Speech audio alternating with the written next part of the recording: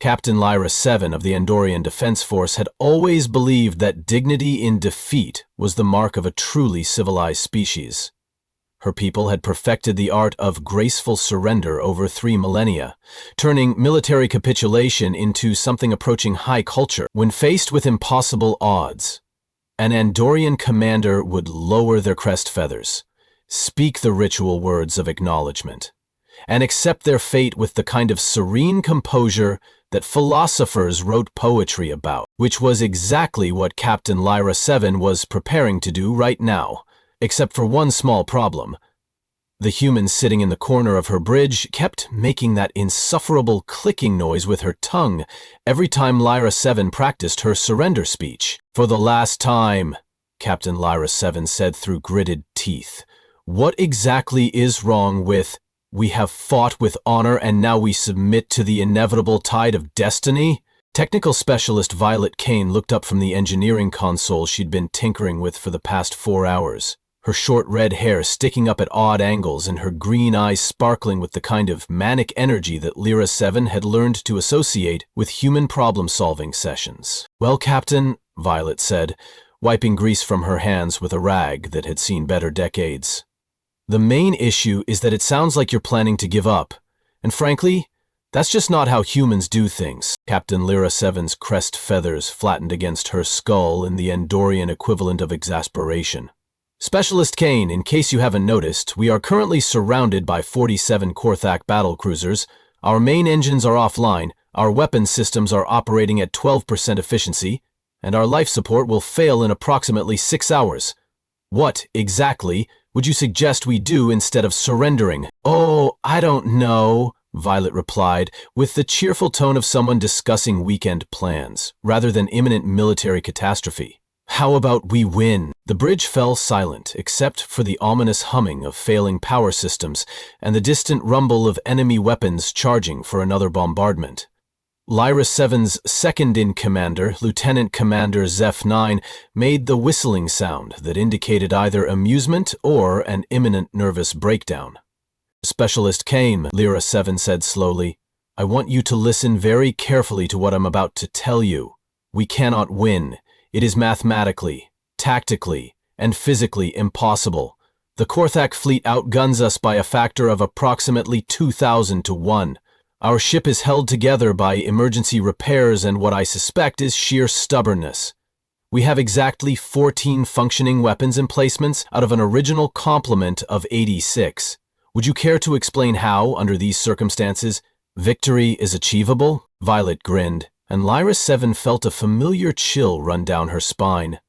She had seen that expression before, usually right before the human did something that violated several laws of physics and most concepts of rational behavior. "Captain, has anyone ever told you about human military history?" "I've reviewed the basic files," Lyra-Seven replied carefully. "Your species has a remarkably violent past, even by galactic standards." "Oh, we're not just violent," Violet said, returning to her work on the engineering console. "We're creative about it. See, most species fight wars to achieve specific objectives. Humans fight wars to tell stories." Lieutenant Commander HFY's antennae twitched nervously. "Stories? Epic ones," Violet confirmed, somehow managing to reach impossible depths inside the console with tools that definitely weren't designed for that purpose. "See? Humans have this weird thing where we refuse to accept defeat as the end of the story. To us, defeat is just the part where things get interesting." "Specialist Kane," Lyra-Seven said, "what are you doing to my engineering console?" "Improving it," Violet replied absently. "Don't worry, I'll put it back the way it was when we're done. Probably. Maybe? Actually, no. This is definitely an upgrade." Sparks began flying from the console, followed by a series of lights that definitely hadn't been there before. The main display screen flickered and suddenly showed what appeared to be a real-time schematic of the Korthak fleet disposition, complete with detailed analysis of weapon capabilities, shield frequencies, and what looked suspiciously like individual crew psychological profiles. "How did you do that?" HFY asked, staring at the display. "Trade secret," Violet said cheerfully. The important thing is that now we have detailed intelligence on every ship in that fleet.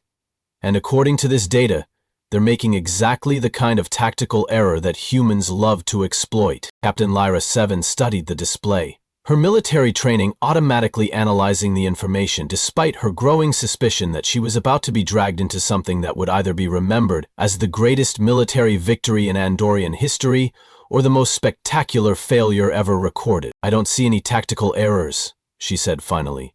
"Their formation is textbook perfect. Overlapping fields of fire, redundant command structures, coordinated shield matrices." "Exactly," Violet interrupted. "Textbook perfect, which means predictable. And predictable means boring. And boring means they're not ready for what I like to call the human factor." The human factor, the tendency for humans to do things that make absolutely no sense until they work perfectly. Violet straightened up from the console, which was now humming with an energy signature that hadn't existed 10 minutes earlier. "Captain, I need you to trust me for about 30 minutes. Can you do that?" Lyra-Seven looked around her bridge, taking in the faces of her crew. 18 Andorians, 3 Centaurians, 2 Regelians, and 1 human, all looking at her with expressions ranging from hope to resignation to what appeared to be morbid curiosity. "Specialist Kane, if I agree to this insane plan that you haven't actually explained to me yet, what are the odds that we'll survive the next hour?" "Well," Violet said, tilting her head thoughtfully, "if we stick with your surrender plan, our survival odds are whatever the Korthak decide to give us.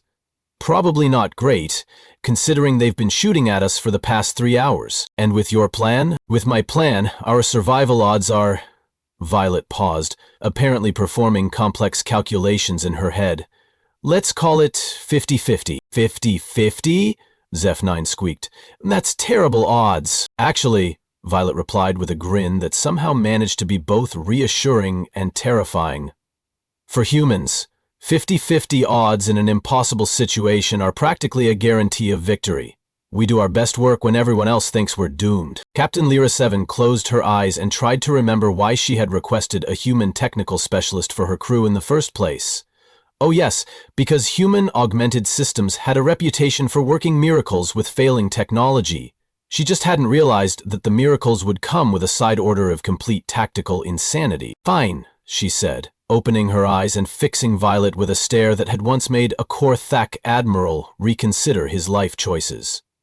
"What do you need?" "First, I need you to open a communication channel to the Korthak fleet commander. Full visual, maximum broadcast power." "You want to talk to them?" "Oh, I don't want to talk to them," Violet said, her grin becoming positively predatory.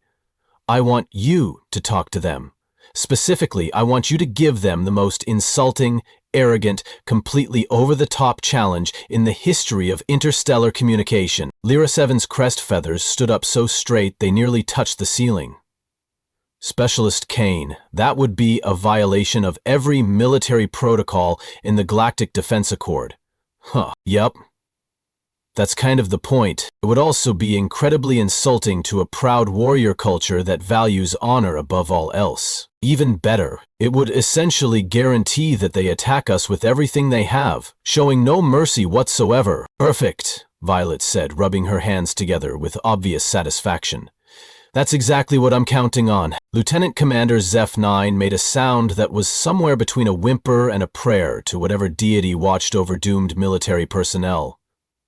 "Captain, surely we're not actually considering this." "Actually," Lyra-Seven said slowly, "I'm beginning to think we are."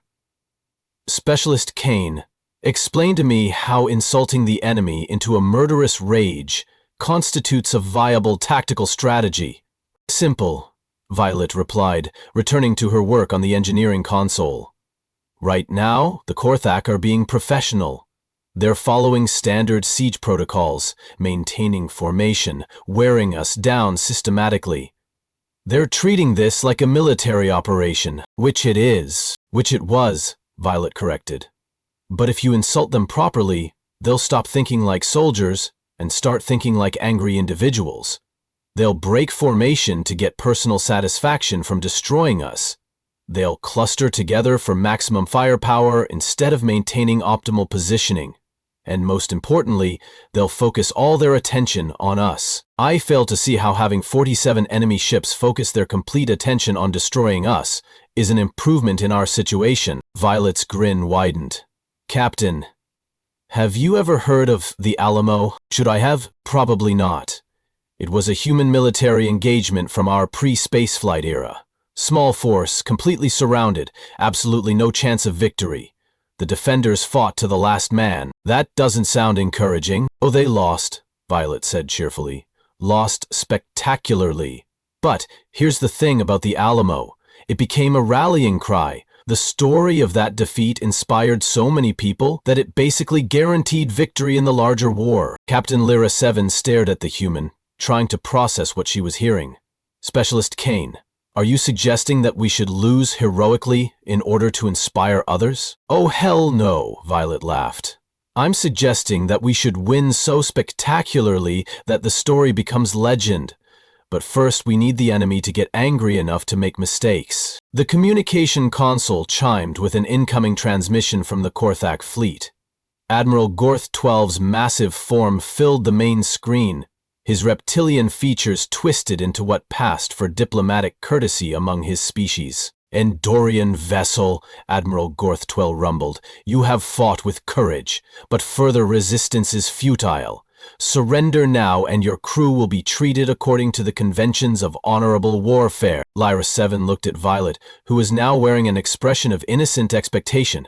The human had somehow managed to make several more modifications to the engineering console, and the entire bridge was now humming with energy patterns that definitely hadn't been in the original design specifications. Specialist Kane, Lyra-Seven said quietly, if I do this, and we somehow survive, you're going to explain exactly how you've modified my ship's systems. Deal, Violet replied, and if we don't survive, I'm going to haunt you personally. Fair enough. Captain Lyra-Seven took a deep breath, straightened her shoulders, and activated the communication system. When she spoke, her voice carried the kind of aristocratic disdain that could freeze helium. Admiral Gorth-12, she said, pronouncing his name like it tasted bad.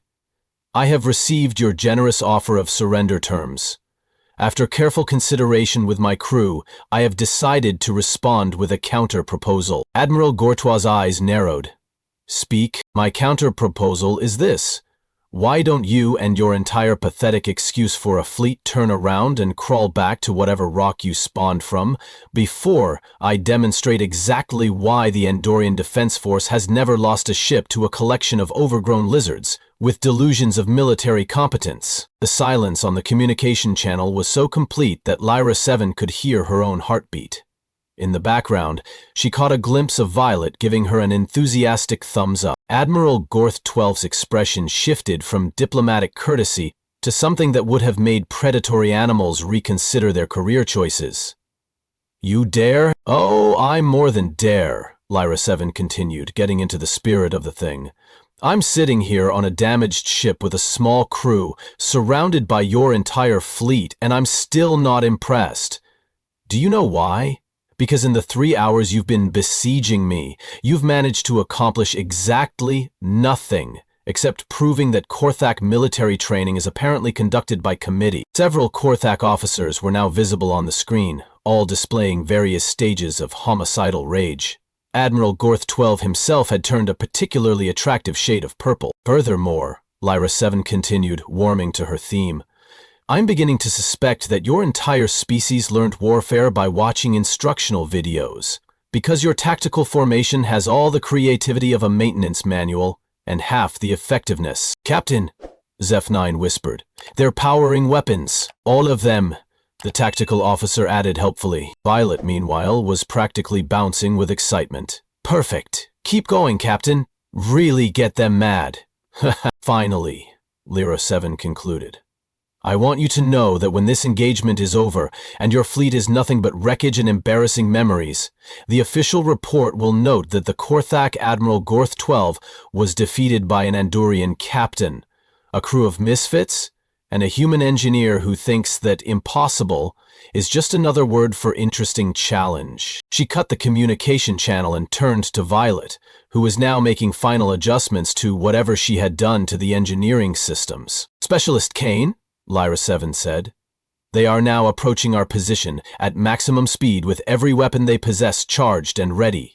I hope your plan accounts for this development." "Oh, it absolutely does," Violet replied, her hands dancing over controls that definitely hadn't existed an hour ago. "Captain, in about 30 seconds, I need you to drop shields and divert all available power to engines." "Drop shields?" Zeph'non's voice cracked. "While they're shooting at us?" "Trust me," Violet said, and there was something in her voice that made the entire bridge crew suddenly pay very close attention. "This is the part where the story gets interesting." The next 30 seconds felt like the longest half-minute in Captain Lyra-Seven's military career. Through the main view screen, she watched 47 Korthak battle cruisers abandon their perfectly coordinated formation and converge on her position like angry hornets whose nest had just been kicked by a particularly obnoxious child. "Shields down," she announced, her voice somehow managing to remain steady, despite the fact that she was essentially ordering her crew to commit elaborate suicide. "All power to engines." "Captain," Lieutenant Commander Zeph-9 squeaked.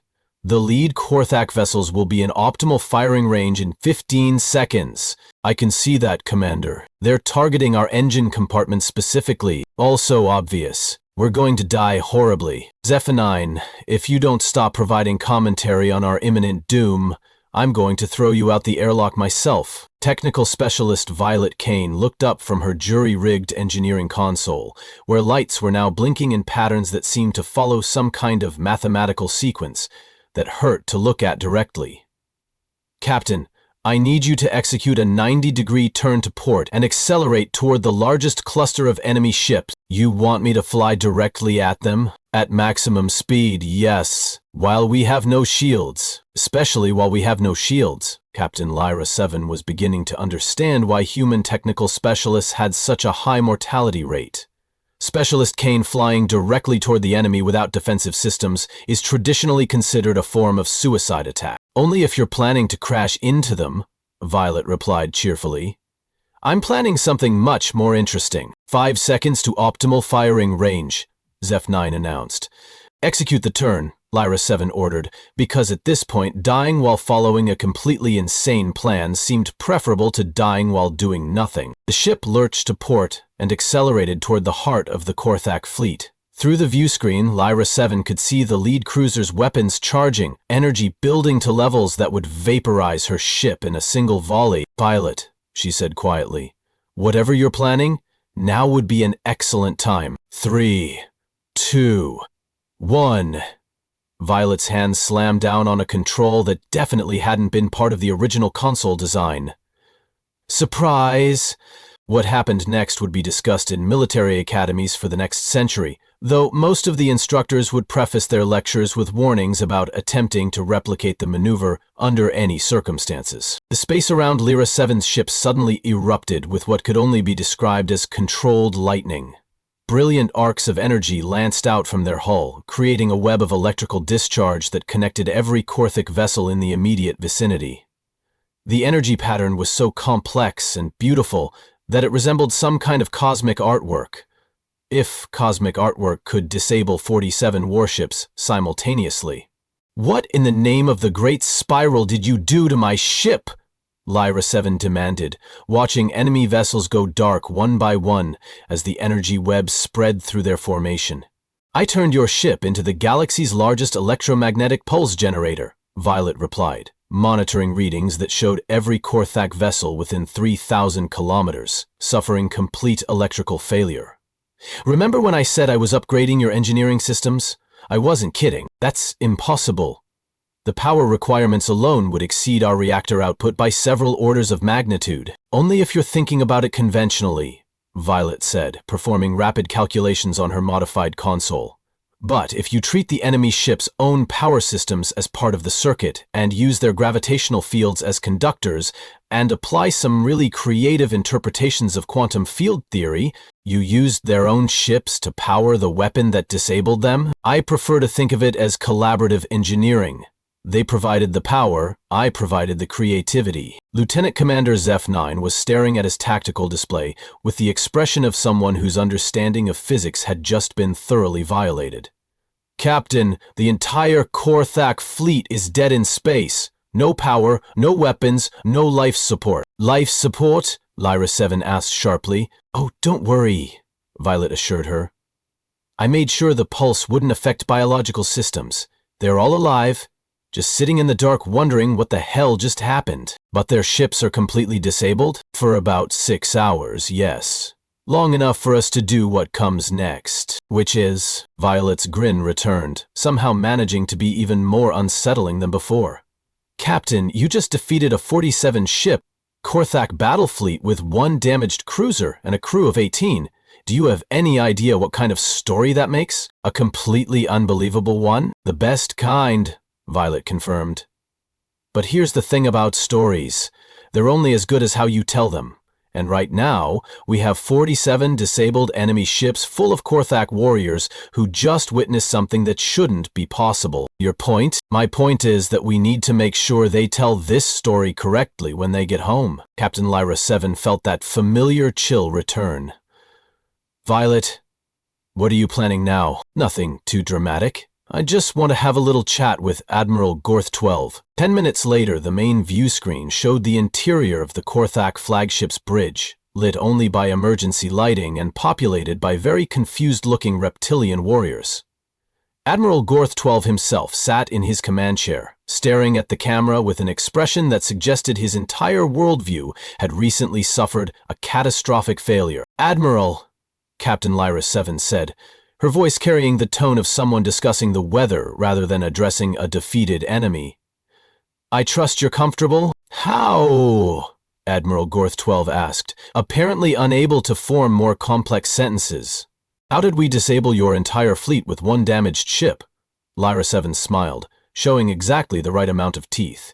Oh, that's quite simple. We used superior Andorian tactics, enhanced by human ingenuity, and applied them with the kind of strategic thinking that your species apparently finds incomprehensible. That's impossible. And yet, Violet's voice added from off-screen, here we are, having a pleasant conversation while your fleet sits powerless in space. Funny how that works. Admiral Gorth-12's eyes narrowed. What do you want? An excellent question, Lyra-Seven replied.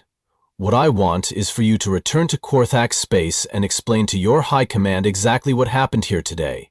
I want you to tell them that 1 Andorian captain and her crew defeated your entire battle fleet without sustaining a single casualty. They won't believe it. Then you'll need to be very convincing.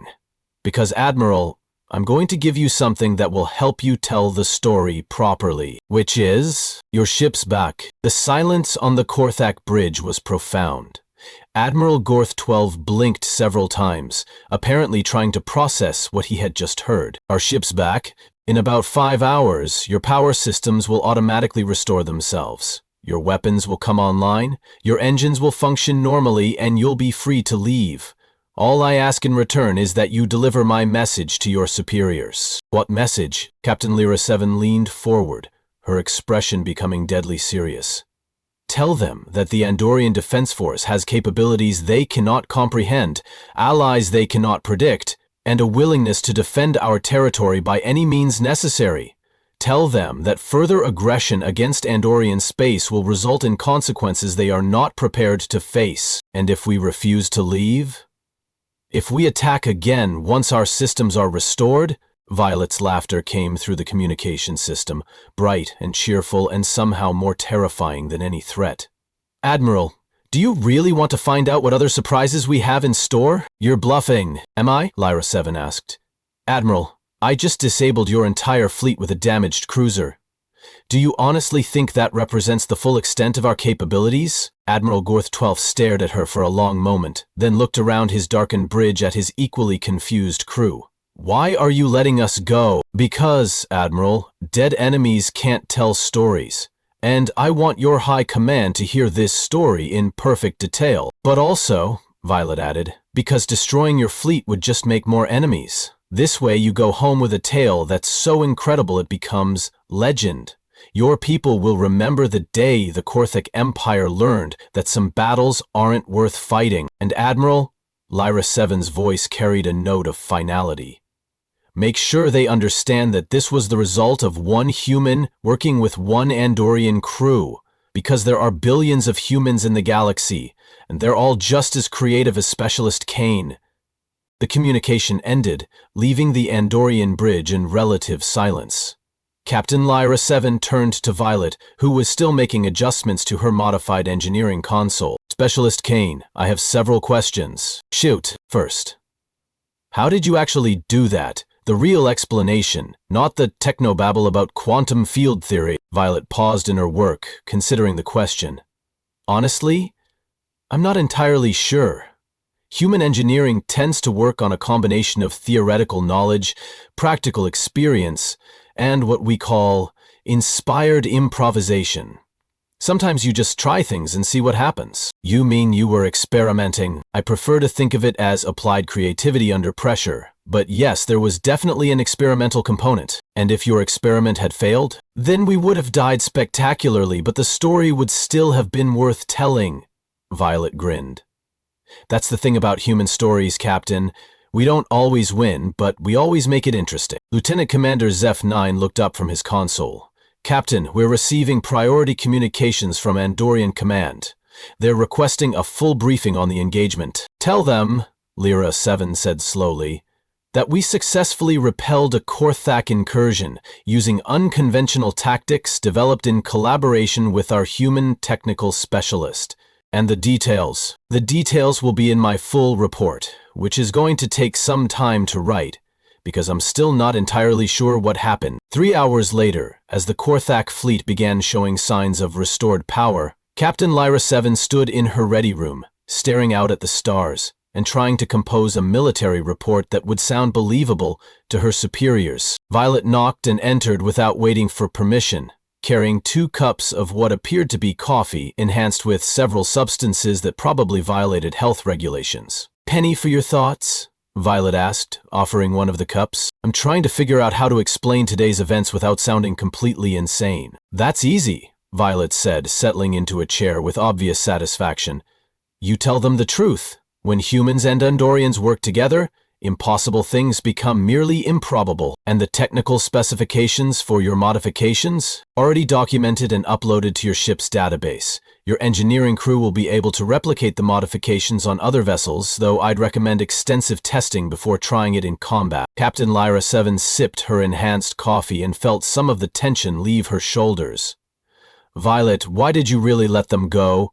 You could have destroyed the entire fleet. Because, Violet replied, destroying them would have ended the story. But letting them go means the story spreads. Every Korthak warrior who is here today will tell this tale to their friends, their families, their subordinates. Within a year, every military force in this sector will know that attacking Andorian space is a very bad idea, and they'll know it's because of human involvement. Which means, Violet continued with satisfaction, that other species will start thinking about the advantages of having humans as allies rather than enemies. It's what we call strategic reputation management. Captain Lyra-Seven laughed, surprising herself. So you've essentially turned a military engagement into a public relations campaign. The best battles are the ones you win without fighting. But if you have to fight, make sure the story of your victory prevents future wars. As they sat in comfortable silence, watching the Korthak fleet slowly restore power and prepare for their journey home, Captain Lyra-Seven reflected on what she had learned about human nature. They didn't just fight to win. They fought to create stories that would shape the future. Violet, she said finally, the next time I'm facing impossible odds, remind me to ask for human advice before I start composing surrender speeches. Deal, Violet replied. But Captain, yes, if you're working with humans, you'll probably never face truly impossible odds again. We have this annoying habit of turning impossible situations into interesting challenges. Is that a promise? It's a guarantee, Violet said, raising her coffee cup in a toast. After all, impossible is just another word for a story that hasn't been written yet. Captain Lyra-Seven raised her own cup, smiling as she watched the last Korthak vessel disappear into hyperspace, carrying with them a story that would reshape the balance of power in the sector. Sometimes, she reflected, the best way to end a story was to make sure it would be told for generations to come. And sometimes, just sometimes, humans really did know best about how stories were supposed to end. 6 months later, Captain Lyra-Seven received a priority communication from Andorian High Command that would have amused her greatly if she hadn't been so busy trying not to laugh out loud during an official briefing. "Captain," Admiral Trix Prime announced through the holographic display, his crest feathers practically vibrating with excitement. "I am pleased to inform you that your engagement with the Korthak fleet has had remarkable consequences throughout the sector." "Consequences, sir?" The Zelanian Trade Federation has formally requested Andorian protection for their shipping routes. The Rigelian colonies are offering exclusive mining rights in exchange for defense agreements. And most remarkably, 3 different species have submitted applications to join the Andorian Defense Coalition specifically because they want access to what they're calling human-enhanced tactical capabilities. Violet, who was in the middle of installing what she cheerfully called tactical improvements to the ship's defensive systems, looked up from her work with obvious satisfaction. "I told you reputation management was important." "Further," Admiral Trix Prime continued, "intelligence reports indicate that the Korthak Empire has withdrawn all military assets from the Outer Rim territories. Apparently, Admiral Gorth Twelve's report convinced their high command that further expansion efforts would be inadvisable." "What exactly did he tell them?" Lyra-Seven asked. "According to our sources, he described your ship as possessing weapons that bend the laws of physics, and claimed that attacking Andorian space would result in consequences beyond the comprehension of rational military minds. His exact words were, apparently, the humans have taught them to fight like demons who understand mathematics." Violet burst into laughter. "I actually kind of like that description." "There's more," the Admiral continued. "The Galactic Defense Council has formally recognized the engagement as a paradigm-shifting demonstration of unconventional warfare and has requested detailed briefings on human Andorian tactical integration protocols." "Sir," Lyra-Seven said carefully, "are they asking us to teach other species how to replicate Specialist Kane's methods?" "Not exactly. They're asking if we can provide more human specialists for other fleet commands. Apparently the phrase impossible is just another word for interesting challenge has become quite popular in military circles." Violet grinned and returned to her work. "I should trademark that phrase." "The real question," Admiral Trix Prime concluded, "is whether you're prepared to accept promotion to fleet captain in command of our new Human Andorian Tactical Development Division." Captain Lyra-Seven looked at Violet, who was now installing something that appeared to violate several fundamental principles of engineering, while humming what sounded suspiciously like a human victory song. "Sir," she replied, "I believe I can work with that assignment." As the communication ended, Lyra-Seven realized that Violet had been right about more than just tactical innovation. Sometimes the most important victory wasn't the battle you won, but the story you created that prevented all the battles you didn't have to fight.